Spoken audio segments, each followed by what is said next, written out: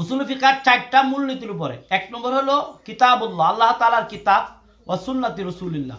2 নম্বর হলো সুন্নতে রাসূল, ওয়া ইজমাউল উম্মাতি। 3 নম্বর হলো ইজমাউল উম্মাহ ওয়াল কিয়াস। 4 নম্বর হলো কিয়াস। 4 নম্বর কি? প্রথম বহস হলো, প্রথম আলোচনা হলো ফি কিতাবিল্লাহি তাআলা, আল্লাহ তাআলার কিতাব নিয়ে। ফাসলুন, প্রথম পরিচ্ছেদ, কিতাবুল্লাহ তাআলার প্রথম পরিচ্ছেদ। ফিল খাসি ওয়াল আম্মি, কিতাব এটা আবার 2 ভাগে বিভক্ত করছে। একটা হচ্ছে খাস ওয়াল আম, আর একটা হলো কি আম।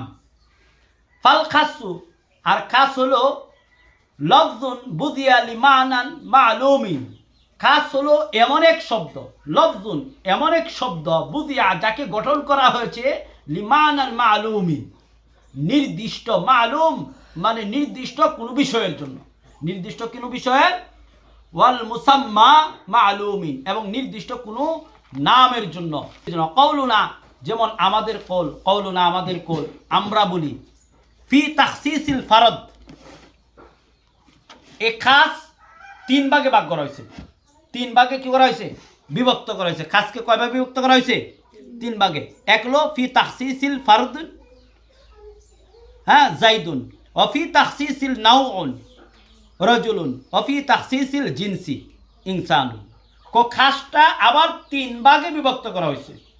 কো খাস কোনো ব্যক্তি বিশেষের জন্য হতে পারে, আবার এই কাজটা কোনো প্রকার, কোনো শ্রেণী বিষয়ের জন্য হতে পারে, আবার এই কাজটা কোনো জাতি বিষয় সম্পর্কে হতে পারে।